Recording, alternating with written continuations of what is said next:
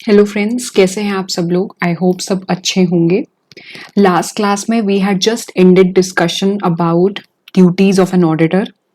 उसे हमने डिटेल में पढ़ा था, डिटेल में कवर किया था, जो कि एक इम्पॉर्टेंट टॉपिक है भी, one of the important topics हैं कंपनी ऑडिट के। और हम कारो पढ़ रहे थे। बेसिकली कारो पे हमने देखा था कि किस किस कंपनी पे ये पर्टिकुलर कारो या ये पर्टिकुलर जो ऑर्डर है वो एप्लीकेबल है। कंपनीज ऑडिटर्स रिपोर्ट ऑर्डर इसका फुल फॉर्म है।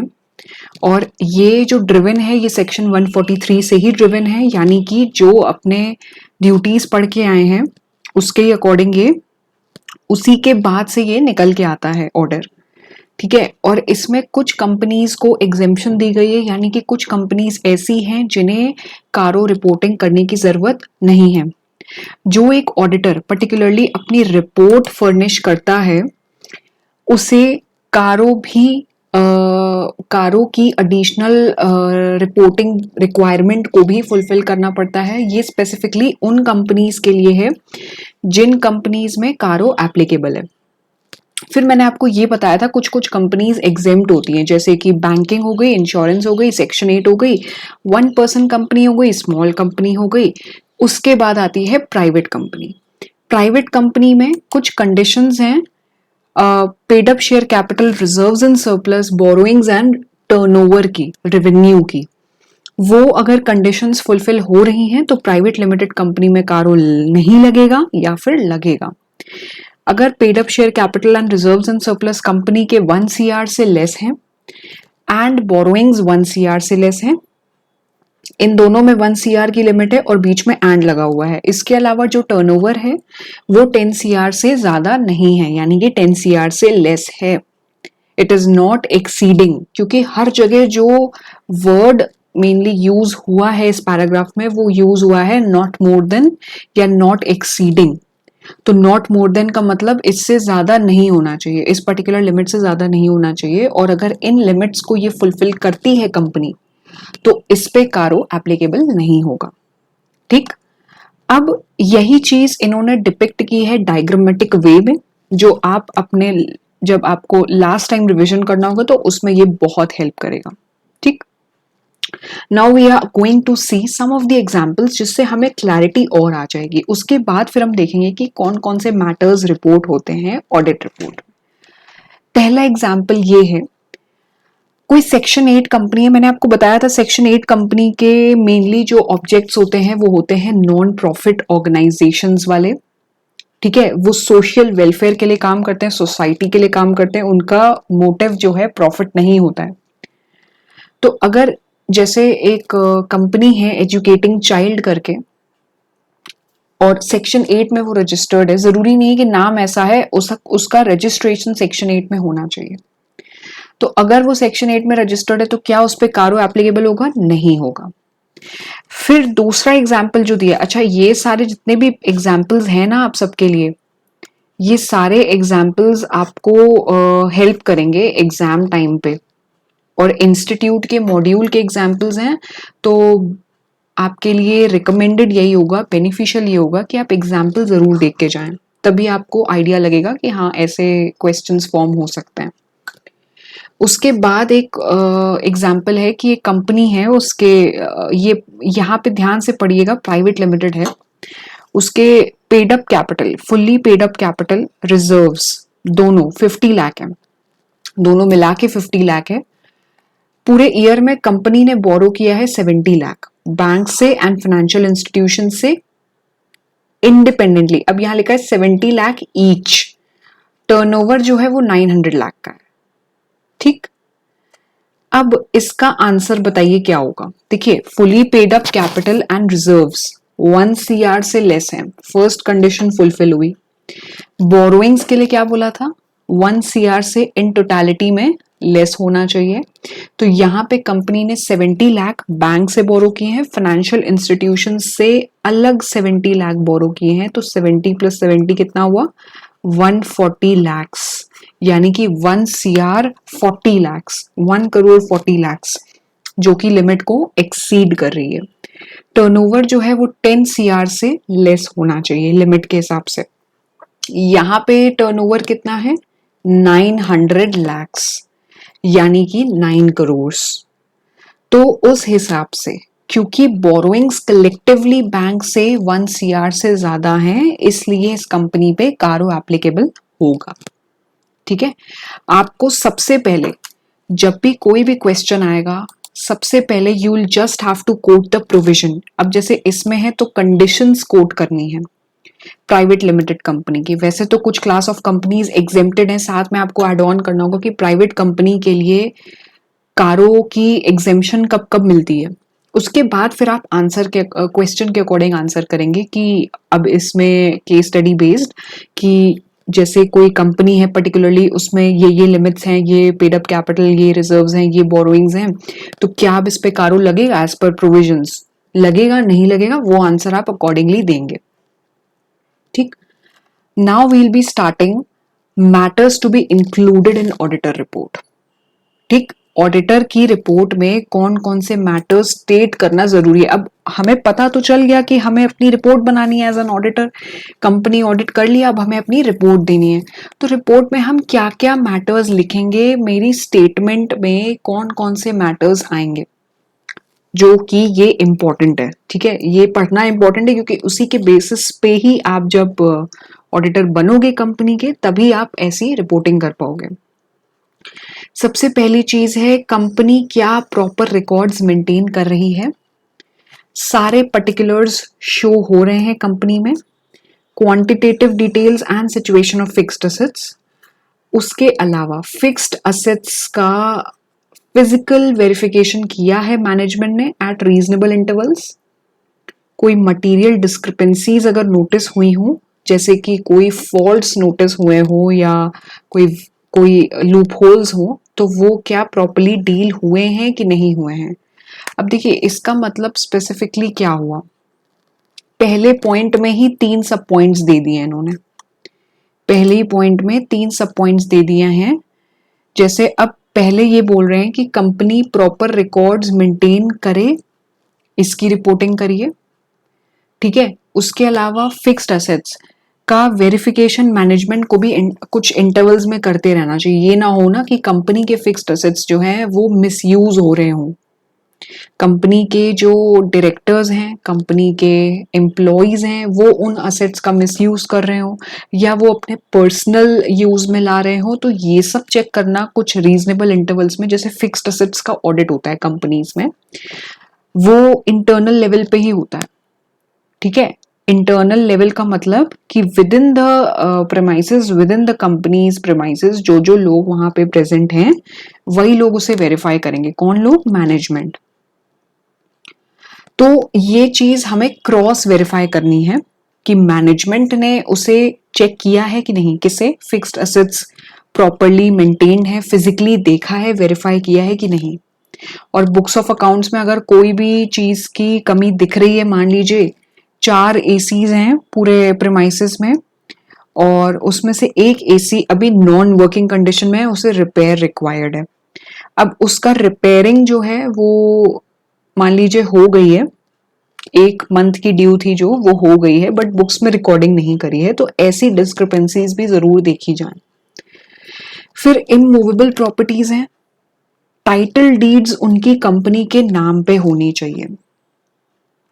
टाइटल डीड्स का मतलब जैसे जिस लैंड पे, फॉर एग्जाम्पल जिस लैंड पे कंपनी की बिल्डिंग है लोकेटेड, ठीक है, जिस लैंड में कंपनी की बिल्डिंग कंस्ट्रक्टेड है, तो उस लैंड की डीड होगी, सेल डीड होगी।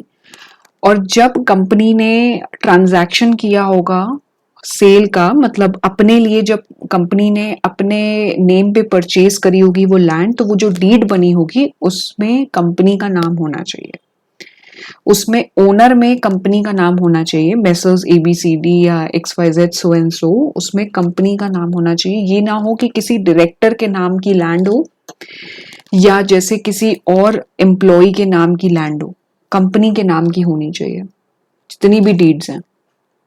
ठीक है, तो इमूवेबल प्रॉपर्टीज की बात हो रही है इसमें। अब जैसे ये तो टाइटल डीड्स की बात कर रहे हैं, लैंड का मैंने आपको एग्जांपल दे दिया। जितनी भी बिलिंग भी होती है ना, फिक्स्ड असेट्स की भी जो बिलिंग होती है जो इमूवेबल नहीं है, तो वो भी ऑब्वियसली कंपनी के ही नाम पे तो होगी ना। अब कोई डायरेक्टर अगर डील कर रहा है, फिक्स्ड एसेट्स खरीद रहा है, बड़े बड़े मान लीजिए प्लांट एंड मशीनरी खरीद रही है, एक्वायर कर रही है कंपनी, और डायरेक्टर ने डीलिंग करी है सप्लायर से, तो सप्लायर जो इनवॉइस रेस करेगा, बिल रेस करेगा, वो कंपनी के नाम पे करेगा, ना कि डायरेक्टर के नाम पे। तो इसे भी क्रॉस वेरीफाई करना है। उसके अलावा क्या है कि इन्वेंट्री का फिजिकल वेरिफिकेशन मैनेजमेंट कर रहा है कि नहीं, तो उसकी जो भी लूप होल्स हो वो नोटिस हुई हो, प्रॉपरली डील हुई हो। ठीक।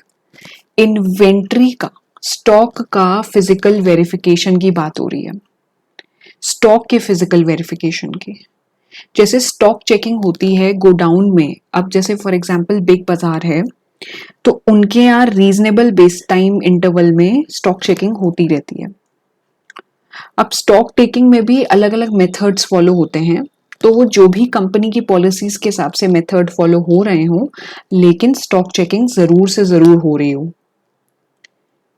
जैसे कहीं कहीं पे 31 मार्च में स्टॉक चेकिंग होती ही होती है क्लोजिंग डेट पे, कभी कभी 31 को नहीं तो 30th को होती है, क्योंकि 31 को और अकाउंट क्लोजिंग वाला काम रहता है, तो 30th को रहती ही रहती है। तो ये जरूर से जरूर होती रहे, वो तो होगी, वो ईयर एंड एनुअल बेसिस में जो स्टॉक टेकिंग है वो करते ही करते हैं। लेकिन जैसे आपको एक एग्जांपल और मैं देती हूँ, बैंक्स में क्या होता है, बैंक्स में जो उनका करेंसी चेस्ट होता है, करेंसी चेस्ट बेसिकली जहां पे बैंक की करेंसी एक वॉल्ट होता है जहां पे स्टोर की जाती है। ठीक है, चाहे वो नोट्स के जितने भी डिनोमिनेशन हो, 100 के नोट्स हो, 100 रुपीज के, 200 रुपीज के नोट हो, या 500 के हो, 2000 के हो, या और भी स्मॉल डिनोमिनेशन हो, उसके अलावा जितने भी कॉइन्स हैं अलग अलग डिनोमिनेशंस के, वो पूरे स्टोर होते हैं। तो क्या होता है, जैसे बैंक प्रॉपर एक रजिस्टर मेंटेन करती है और उसका एक ऑनलाइन डेटाबेस भी मेंटेन करती है, उसमें बैंक क्या करती है कि जो भी, जैसे सुबह मॉर्निंग में वर्किंग स्टार्ट हुई, उसमें ओपनिंग लिख के आ रही होगी कि करेंसी चेस्ट में जो मेनली जो बैंक के जितने भी नोट्स हैं, कॉइन्स हैं, उनकी इतनी इतनी क्वांटिटी है और इतना इतना अमाउंट है। ठीक है, जैसे 100 रुपीज के 100 नोट्स हो गए, तो टोटल अमाउंट हुआ 10,000। तो ऐसे करके पूरी एक शीट तैयार होती है, पूरी एक लिस्ट तैयार होती है जिसमें ये पूरी डिटेल होती है। इसके बाद वो लोग क्या करते हैं, लास्ट डे के क्लोजिंग बैलेंस से ओपनिंग को मैच कराते हैं। ये वेरिफिकेशन बैंक्स में रोज होता है, करेंसी वाला। तो लास्ट डे के क्लोजिंग बैलेंस से वो ओपनिंग को मैच कराते हैं, वो टैली होना चाहिए। उसके बाद जितने एडिशन हुए करेंसी चेस्ट में, और नए नोट आए और नए कॉइन्स आए, वो लेके जितने और हटाए गए वो सब्ट्रैक्ट करके जो क्लोजिंग निकल के आता है उस डेट का, वो लोग नोट करते हैं। उसका प्रॉपर ऑथेंटिकेशन होता है, प्रॉपर वेरिफिकेशन करते हैं बैंक के मैनेजर्स।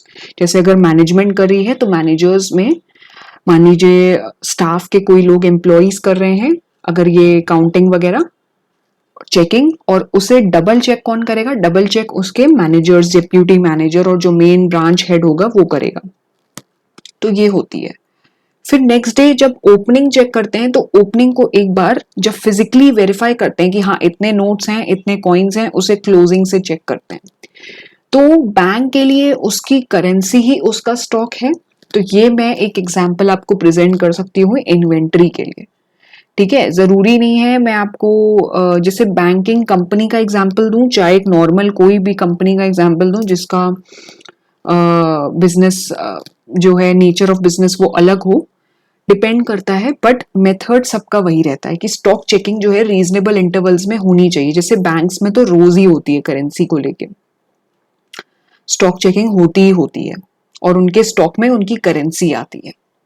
ऐसी ही बाकी कंपनीज में जो भी स्टॉक है उसकी चेकिंग होनी चाहिए रीजनेबल इंटरवल्स में, यानी कि हर, जैसे मान लीजिए पॉलिसी है कंपनी की, तो 3-3, 4-4, 5-5 दिन में होनी चाहिए। ये नहीं कि 15 दिन, 20 दिन, 1 महीना, 2 महीना हो रहा है। बहुत बड़े स्केल पे अगर ऑपरेशन हो रहे हैं ना, तब फिर स्टॉक चेकिंग होना जरूरी है। बिग बाजार है तो वहां पे भी हर शॉर्ट पीरियड ऑफ टाइम में इन्वेंट्री चेक जरूर होता है, क्योंकि उनके पास प्रोडक्ट लाइन इतनी ज्यादा है, इतना डेप्थ में है, उनका एक्सपैंडेड बिजनेस है, तो इसलिए उन्हें जरूरत लगती भी है। अच्छा, इसके अलावा कंपनी में जो भी कंपनी ने लोन दिए हैं, चाहे वो सिक्योर्ड हो, मतलब सिक्योर्ड अगेंस्ट एनी मॉर्गेज या प्लेज के अगेंस्ट या हाइपोथिकेशन के अगेंस्ट जैसे लोन्स हैं, वो सिक्योर्ड रहते हैं। फॉर एग्जाम्पल, कंपनी ने ही अपने, मान लीजिए, दूसरी कंपनी को, सिस्टर कंसर्न को या अपनी एसोसिएट को ही लोन दिया, लेकिन उसके लैंड को मॉर्गेज करके, गिरवी रख के, या कोई भी लोन अनसिक्योर्ड है। मान लीजिए कंपनी ने लोन्स दिए हैं डायरेक्टर्स को अगर अनसिक्योर्ड लोन दिए हैं बिना किसी इंटरेस्ट रेट चार्ज किए हुए, तो वो जरूर देखना है, वो जरूर जो है कारों का पार्ट बनेगा। ठीक है, चाहे कंपनी को दिए हो, फर्म को दिए हो, एलएलपी को दिए हो, या कोई भी पार्टीज को दिए हो। ठीक, डायरेक्टर्स भी इसमें आ गए, जैसे इसमें लिखा हुआ है ना कि covered in the register maintained under section 189, तो डायरेक्टर्स भी इसमें आ गए। कंपनी के जो की मैनेजरियल पर्सनल्स हो गए, उन्हें दिया है, तो ये सारे इंक्लूड होंगे। अब इसमें टर्म्स एंड कंडीशंस क्या है लोन ग्रांट करने की? वो कंपनी के इंटरेस्ट के अगेंस्ट ना हो, कंपनी के इंटरेस्ट को हार्म ना करे, और शेड्यूल क्या रहेगा रीपेमेंट का, प्रिंसिपल का और इंटरेस्ट का। क्योंकि कभी कभी क्या होता है ना, कंपनी अपनी रिलेटेड पार्टीज को लोन देती है, जैसे अपनी एसोसिएट्स को, 100% सब्सिडरीज को, जहां पे उनका 100% स्टेक रहता है, उन्हें लोन दे सकती है कंपनी बिना किसी मॉर्गेज के, अनसिक्योर्ड लोन, और बिना किसी इंटरेस्ट रेट चार्ज किए हुए।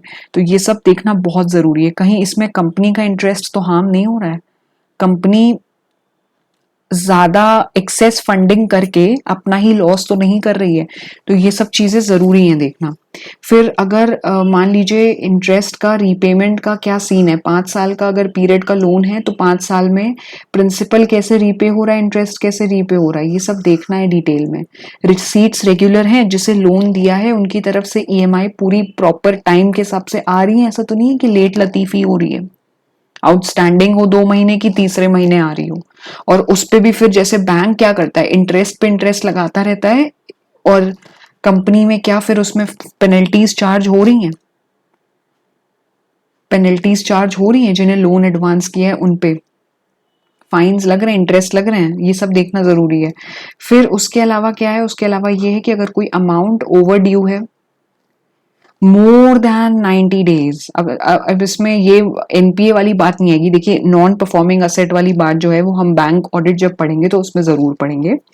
इसमें मेनली ये है कि यहाँ पे ये नहीं कह रहे हैं कि कंपनी जो है वो अकाउंट एनपीए डिक्लेयर कर देगी, क्योंकि बैंकिंग में होता है, जैसे अमाउंट अगर अनपेड है, बोरोवर की तरफ से अमाउंट अनपेड है, 90 दिन से ज्यादा हो गया है, तो वो अकाउंट एनपीए हो जाता है, नॉन परफॉर्मिंग असेट की, अब इससे रिकवरी नहीं हो सकती है, तो उनके अगेंस्ट फिर दूसरे एक्शंस लिए जाते हैं।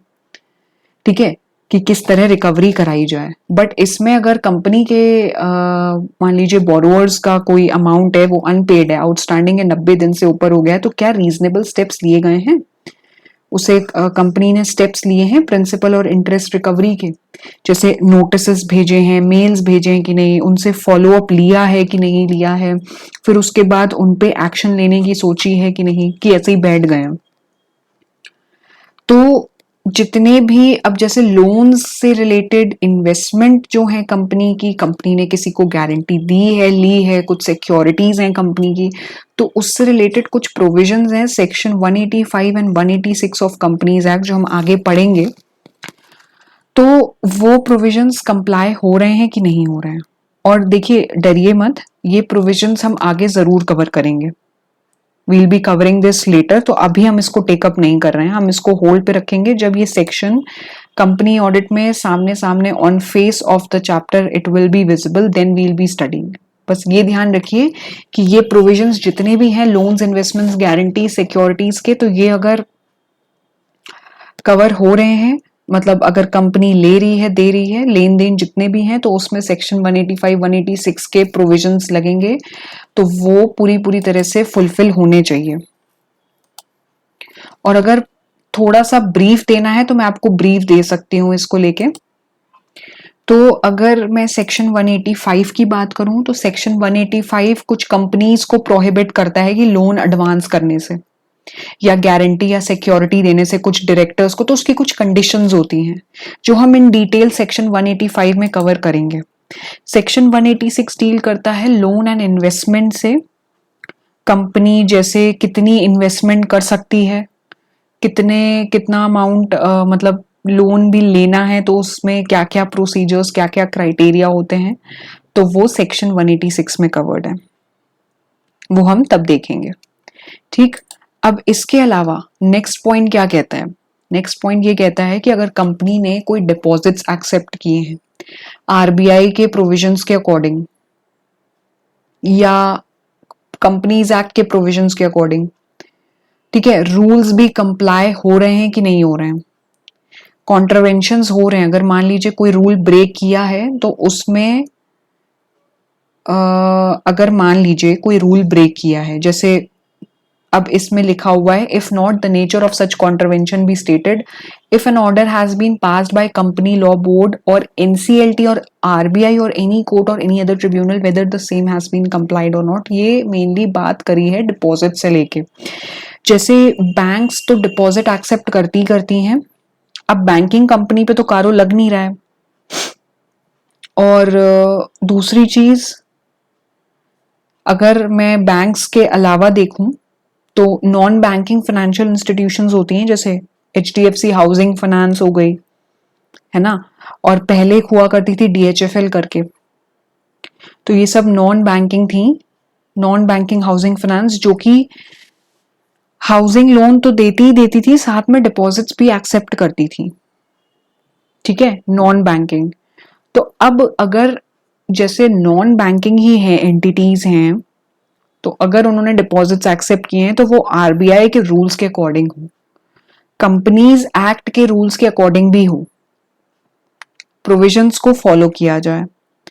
अगर कोई ऑर्डर पास किया गया है एनसीएलटी ने, नेशनल कंपनी लॉ ट्रिब्यूनल, यानी कि जहां पे जितने भी केसेस हैं, लिटिगेशंस हैं, सॉर्ट आउट होते हैं, जो कि पेंडिंग लिटिगेशंस कंपनीज के मैटर से रिलेटेड, किसी भी मैटर को लेके वो वहां पे एड्रेस किए जाते हैं।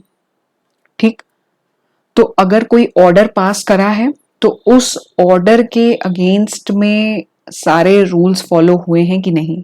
किसी कंपनी के रिस्पेक्ट में अगर मान लीजिए नेशनल कंपनी लॉ ट्रिब्यूनल ने कोई ऑर्डर पास किया है तो फिर वो कंपनी फॉलो कर रही है कि नहीं, जो जो डायरेक्शंस वो दे रहे हैं।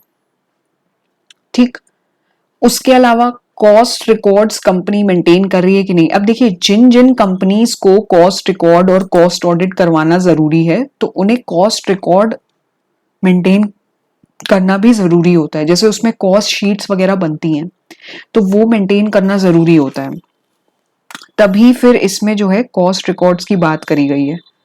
ठीक है, और उसके अलावा क्या कंपनी जो है वो रेगुलर है डिपॉजिटिंग जितने भी स्टैट्यूटरी ड्यूज हैं, जैसे कि प्रोविडेंट फंड हो गया, एम्प्लॉइज के state insurance, income tax, sales tax, अब सर्विस टैक्स तो रहा नहीं तो कस्टम ड्यूटी, जीएसटी, वैट रहा नहीं तो उसकी जगह जीएसटी।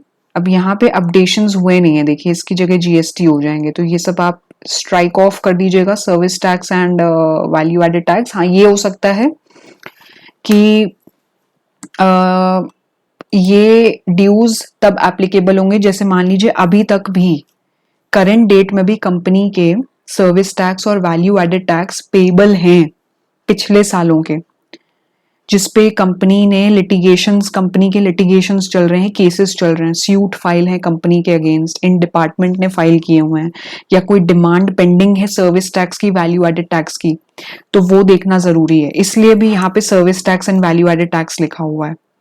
ठीक है, भले ही जीएसटी मेंशन नहीं है बट इसका ये रीजन हो सकता है, तो आप इसके instead of striking this of, you can just add GST after this value added tax cess। बाकी जो स्टैट्यूटरी ड्यूज हैं वैसे तो उसमें जीएसटी इंक्लूड हो ही जाएगा, लेकिन ये देखना बहुत जरूरी है, भले ही वो पीएफ हो, भले ही वो जितने भी ये टैक्सेस हो गए, इनकम टैक्स हो गए, सेल्स टैक्स वगैरह तो खैर अब प्रेवलेंट है नहीं। और इसमें भी क्या रिपोर्टिंग करनी है, कितने अरियर्स हैं, पुराने पिछले कितने सालों के आउटस्टैंडिंग ड्यूज हैं। ठीक है, अगर वो 6 महीने से ज्यादा पेबल हैं, आउटस्टैंडिंग हैं, 6 महीने कब से देखा जाएगा? From the date they became payable. जैसे मान लीजिए फॉर एग्जाम्पल, अब इसमें एग्जाम्पल में देख सकती हूँ, इनकम टैक्स का ही देती हूँ चलिए। ठीक है, इनकम टैक्स का इजी रहेगा। पीएफ तो जैसे कंपनी अपने एम्प्लॉइज का प्रोविडेंट फंड कराती है तो उसके भी तो ड्यूज निकल के आते हैं ना। पीएफ जो कंपनी डिडक्ट करती है वो डिपॉजिट भी करती है पीएफ डिपार्टमेंट में, तो उसकी भी एक स्पेसिफिक डेट होती है। जैसे I have heard but I am not sure कि एक डेट ये होती है कि 20th नेक्स्ट मंथ की 20th को वो डिपॉजिट कराना होता है। एम्प्लॉय स्टेट इंश्योरेंस की भी एक डेट होती है। अब जैसे इनकम टैक्स है तो इनकम टैक्स की कोई डिमांड है, रिफंड नहीं है, डिमांड है मान लीजिए 54,000 की कंपनी के अगेंस्ट में, जो कि पेबल थी। कब पेबल थी? कंपनी ने कोई एक्शन नहीं लिया है उसके अगेंस्ट में।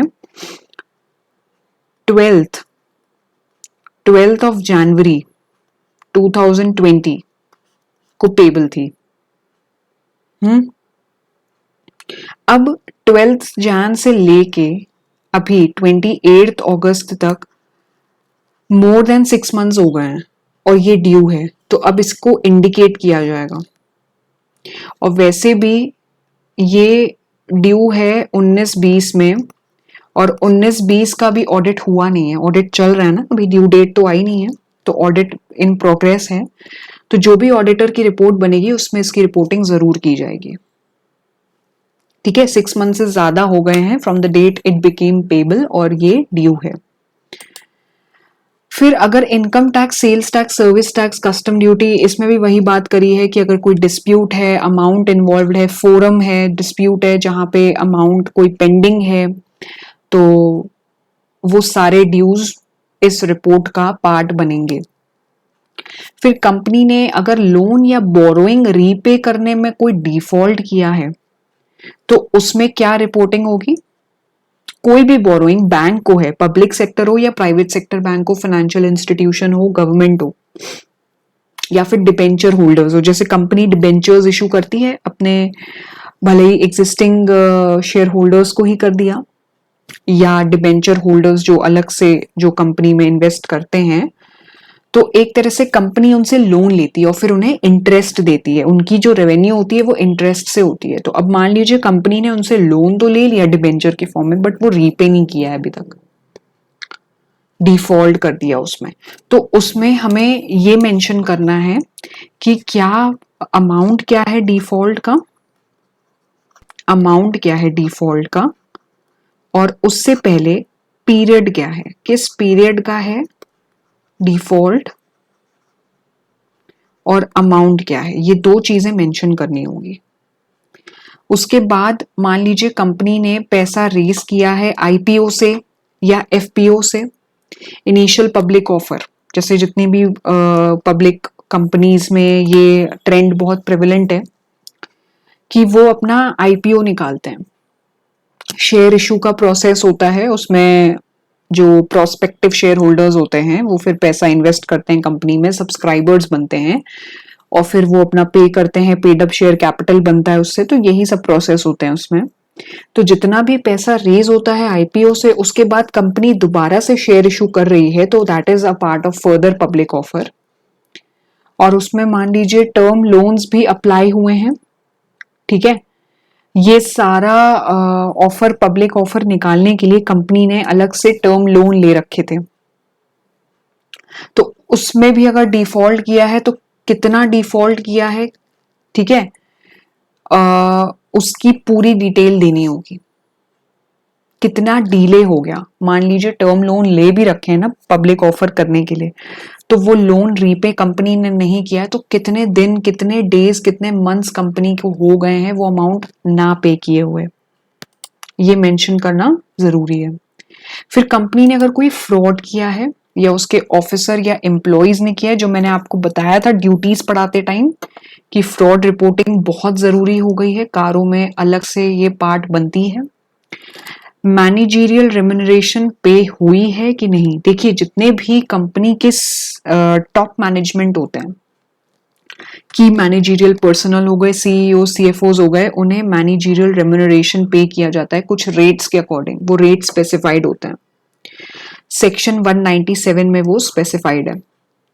तो वो रेम्यूनरेशन कंपनी की जिम्मेदारी होती है कि वो रेम्यूनरेशन पे किया जाए, क्योंकि कंपनी के लिए वो एक लाइबिलिटी है, उसे पे करना जरूरी है। तो वो कितने कितने अमाउंट के हैं, अगर कंपनी ने पे नहीं किए तो क्यों नहीं किए, उसके रीजंस दो, कितने अमाउंट के और क्या स्टेप्स लिए गए हैं कंपनी ने, स्टेप्स कंपनी ने लिए हैं। ठीक है, तो ये चीज जरूर से जरूर मेंशन करनी है कारों में। उसके अलावा जो बात करी है, देखिए जो लास्ट के जितने भी पॉइंट्स है ना, इसमें बात करी है पहले तो निधि कंपनीज की। अब निधि कंपनीज का आप पूछोगे कि ये कौन होती हैं, ये कहाँ से आ गई, है ना। तो अब ऐसे अगर इंडिया में भी निधि कंपनीज होती हैं, ठीक है, लेकिन होती क्या है, एक तरह की नॉन बैंकिंग फाइनेंस सेक्टर को बिलोंग करती हैं निधि कंपनीज। उनका मेन बिजनेस क्या होता है, बोरोइंग एंड लेंडिंग। ठीक है, नॉन बैंकिंग में ही आती हैं ये, बोरोइंग और लेंडिंग, यही दो काम होते हैं, ये आप लेमैन लैंग्वेज में समझिए। ठीक, और इसमें जो है डिपॉजिट्स एक्सेप्ट नहीं करती हैं ये पब्लिक से। जैसे नॉन बैंकिंग जो फाइनेंशियल इंस्टीट्यूशंस होती हैं, एनबीएफसीज, वो डिपॉजिट्स एक्सेप्ट करती भी हैं, पब्लिक से एक्सेप्ट करती हैं, लोन्स भी उनको देती हैं, बट निधि कंपनी में ऐसा कोई भी ट्रेंड नहीं चलता है। निधि कंपनी मेनली जो वर्क करती है वो बोरोइंग और लेंडिंग में करती है, लेकिन निधि कंपनी भी एनबीएफसी में टैग होती है, निधि कंपनी भी एनबीएफसी में टैग होती है, लेकिन वो डिपॉजिट नहीं एक्सेप्ट करती है। तो कंप्लीट तरीके से इसे एनबीएफसी हम नहीं बोलेंगे। ठीक है, अब अगर हम इसमें बात करें तो निधि कंपनी को लेके, अब देखिए ये कुछ पॉइंट्स ऐसे हैं जो थोड़े से सोफिस्टिकेटेड लगेंगे आपको, हो सकता है ना समझ आए, बट तब भी आप इस पे डेप्थ में ना जाके आप ऊपर ऊपर ओवरऑल जेनरिक व्यू ले लीजिएगा, क्योंकि हम बाद में निधि कंपनीज भी कवर करेंगे। कंपनीज एक्ट में प्रॉपर इसका एक सेक्शन है। अब निधि कंपनीज में कुछ रूल्स होते हैं नेट ओन फंड से related. Net owned funds to deposit ratio 1:20 हो। फिर निधि कंपनी जो है वो 10% अनएनकम्बर्ड टर्म डिपॉजिट्स रख रही है। तो ये पॉइंट मैं आपसे बाद में डिस्कस करूंगी, निधि कंपनीज वाला। इस पॉइंट पे हम दोबारा आएंगे जब हम एक बार निधि कंपनीज को पढ़ लेंगे।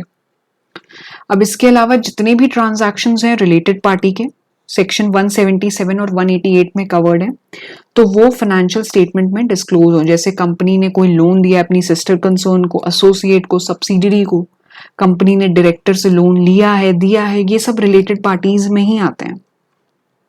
ठीक है, फिर अगर मान लीजिए कंपनी ने प्राइवेट प्लेसमेंट ऑफ शेयर्स, जैसे एग्जिस्टिंग शेयर होल्डर्स को क्या करती है कंपनी, कुछ शेयर्स इशू कर देती है रीजनेबल प्राइस में, जो रेट चल रहा होता है उससे लेसर लो प्राइस पे।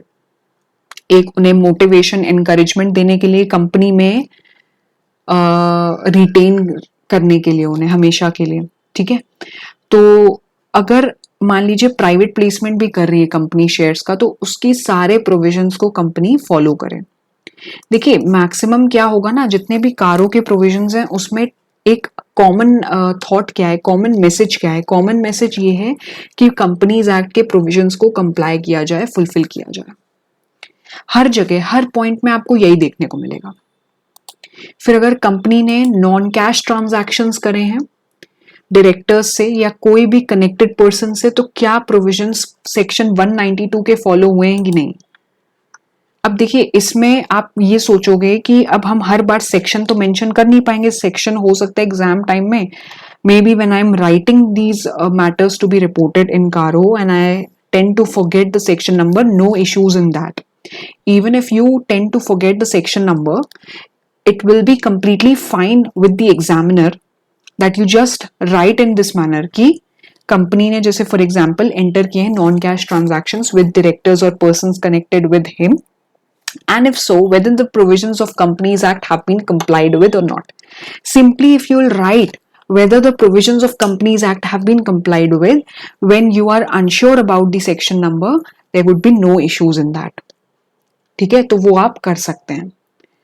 फिर आरबीआई के कुछ मान लीजिए कुछ कंपनीज जैसे अगर रजिस्टर्ड हैं आरबीआई के सेक्शन 45 IA में, तो उनका रजिस्ट्रेशन लिया है कि नहीं. अब ये कौन सा सेक्शन है ये भी हम देख लेते हैं एक बार.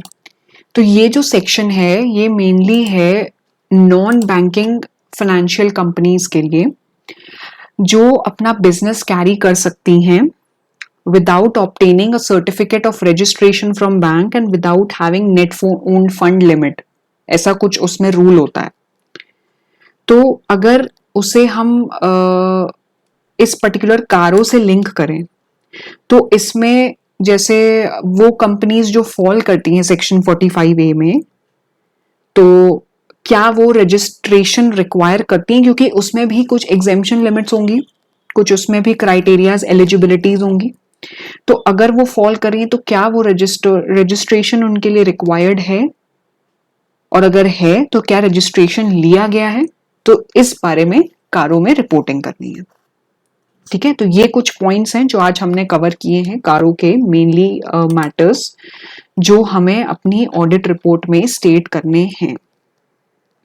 ठीक है, बहुत इंपॉर्टेंट है और ये जरूर से जरूर कंपनी के नेचर ऑफ बिजनेस पे, कंपनी के रजिस्ट्रेशन पे डिपेंड करता है. ये चीज है, देखिए ये चीज आप लोग समझिए कि हर कंपनी प्राइवेट प्लेसमेंट नहीं करती है, हर कंपनी आरबीआई में 45 IA सेक्शन में रजिस्टर्ड नहीं होती है, हर कंपनी नॉन कैश ट्रांजैक्शंस नहीं करती है.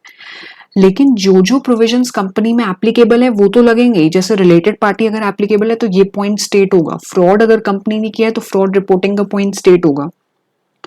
मैनेजरियल रेम्यूनरेशन नहीं दिया तो वो पॉइंट स्टेट होगा.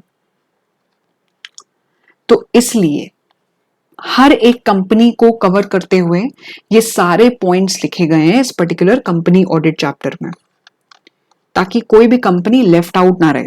निधि कंपनी को भी इन्होंने कवर कर लिया और एनबीएफसीज को भी ले लिया.